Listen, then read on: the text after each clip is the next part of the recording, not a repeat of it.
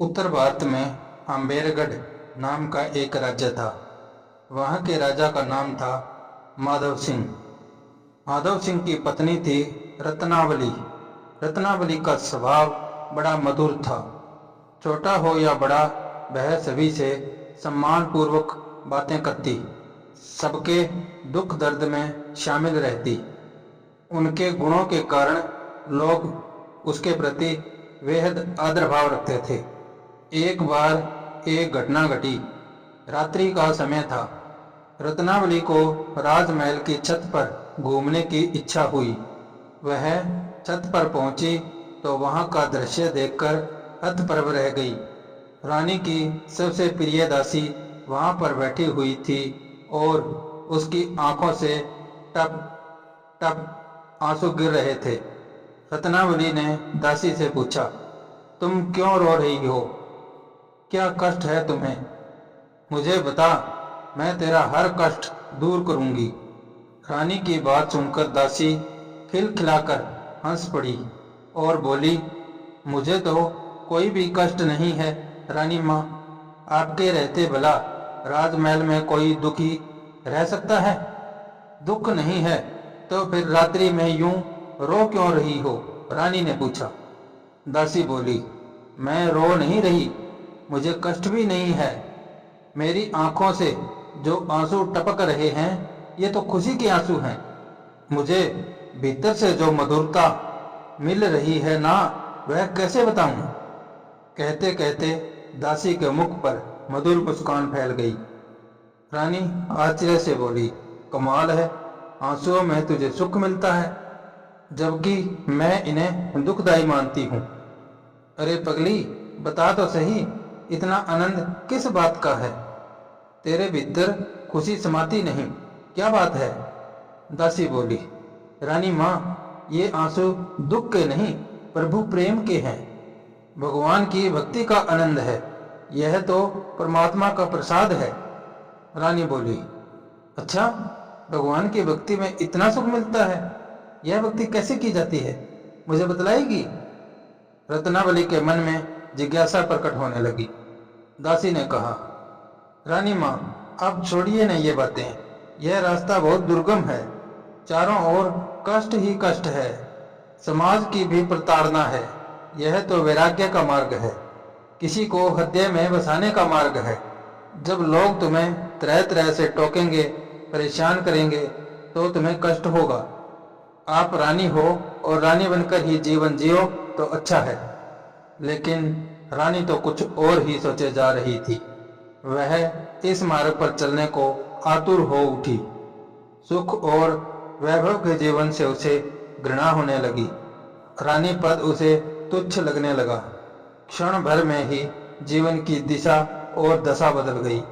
रत्नावली सत्संगी बन गई। रेशमी वस्त्राभूषण उतारकर सूती और सादे वस्त्र पहन लिए। गले में चमकते हुए मोतियों की माला उतारकर तुलसी की माला धारण कर ली। रानी का कक्ष भी बिल्कुल बदल गया। जो कल एक विलास भवन था, वह आज गिरधर गोपाल का लीला भवन बन गया। एक दिन आम्बेरगढ़ में कुछ संत महात्मा पधारे। रत्नावली के मन में संतों के दर्शन की इच्छा जाग उठी। उसने अपने मन की बात दासी को बताई तो उसने कहा, रानी माँ, संतों के दर्शन करना बुरा तो नहीं है, लेकिन अगर आप वहां जाएंगी तो लोग तरह तरह की बातें बनाएंगे। राज्य की जनता यह स्वीकार नहीं कर पाएगी कि रानी संतों से मिलने जाए। रत्नावली अपने कक्ष में गई और भगवान की मूर्ति के सम्मुख प्रार्थना की, हे प्रभु, मैं तो तेरी दासी हूँ। रानी पद तो बेकार है, मुझे तो अपनी भक्ति देना। मैं रानी नहीं, बस तेरी भक्त बन जाऊं। तत्पश्चात रानी अपनी दासी के साथ संतों के दर्शन के लिए चल दी। वहां रानी ने सत्संग का लाभ उठाया और हरि भक्ति पर संतों से चर्चा की। धीरे धीरे रानी के भक्ति भाव की चर्चा पूरे राज्य में फैल गई। राजा माधव सिंह उन दिनों उज्जैन में था। वजीर ने उन्हें चिट्ठी लिख भेजी कि रानी को भक्ति का रोग लग गया है। राजमहल को छोड़कर साधुओं के संग घंटों बैठी रहती है। वजीर का पत्र पढ़कर माधव सिंह लाल पीला हो उठा। पास में उसका लड़का प्रेम सिंह खड़ा था। उसने अपने पिता को समझाया, पिताजी आप क्रोध न करें। पुत्र के गले में तुलसी की माला और माथे पर तिलक लगा देखकर माधव सिंह का गुस्सा और भड़क उठा। उसने पुत्र को डांटते हुए कहा, मेरे सामने से हट जा। माधव सिंह कुछ दिनों बाद उज्जैन से अम्बेरगढ़ पहुंचा तो लोगों ने रानी के बारे में बढ़ा चढ़ाकर बताया। क्रोधी को क्रोध बढ़ाने वाला सामान मिल गया। माधव सिंह ने मंत्रियों से विचार विमर्श किया तो इस निर्णय पर पहुंचा कि रानी को मृत्यु दंड दिया जाए।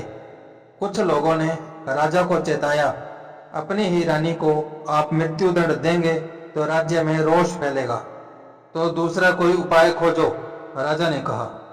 अंत में सबने मिलकर षड्यंत्र रचा कि भूखे शेर को पिंजरे में बंद करके रानी के महल के द्वार पर रखकर उसका दरवाजा खोल देंगे। भूखा शेर मनुष्य की गंध पाते ही रानी का शिकार कर लेगा और हमारा कांटा दूर हो जाएगा।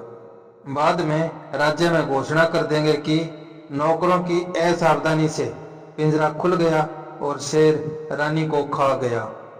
ऐसा करने से हम पर कलंक नहीं लगेगा।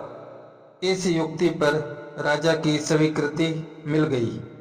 रात्रि के समय शेर को पिंजरे में बंद करके रत्नावली के महल के द्वार पर रखकर पिंजरे का दरवाजा खोल दिया गया। शेर तेजी से रानी की ओर भागा। रानी उस समय भगवान की मूर्ति के सामने भाव विभोर अवस्था में बैठी थी।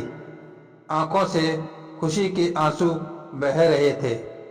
शेर को देखकर दासी चिल्लाई, रानी माँ शेर आया शेर। रत्नावली ने पलटकर देखा और धीरे से बोली, नहीं नहीं, ये तो नरसिंह भगवान है। शेर रानी के सामने आकर चुपचाप खड़ा हो गया। रानी पूजा की थाली लेकर शेर के सामने आई, आरती उतारी और बोली, भगवान प्रहलाद के आगे आप नरसिंह के रूप में आए थे, आज मेरे सामने सिंह के रूप में आए हो मेरे गिरधर। राजा माधव सिंह महल की अटारी से यह सब देख रहे थे। उसको लगा कि दृष्टि बदल गई। वह रानी के पास पहुंचा। रानी के शरीर से तेज निकल रहा था और मुख पर भक्ति का संतोष व्यापक था। माधव सिंह ने हाथ जोड़कर कहा, मुझे क्षमा करें देवी। आवाज सुनकर रानी तो जैसे सोते से जागी। राजा को बहुत देर तक एकटक निहारती रही, फिर बोली, क्षमा मैं नहीं, मेरे गिरधर गोपाल ही कर सकते हैं आपको। मैं उनसे आज आपके लिए विनती करूंगी। राजा भी रानी रत्नावली के भक्ति रंग में रंग गया। माधव सिंह ने रत्नावली की मर्जी के मुताबिक तमाम व्यवस्थाएं बदल दी। अम्बेरगढ़ की गद्दी पर अपने पुत्र प्रेम सिंह को बैठा दिया। पूरे राज्य में भक्ति का भाव पनप उठा। अब रत्नावली माधव सिंह ही नहीं, राज्य की प्रजा भी बहुत सुखी थी। अगर यह कहानी आपको पसंद आई हो तो लाइक, शेयर और सब्सक्राइब करना ना भूलें। धन्यवाद। आपका दिन शुभ हो।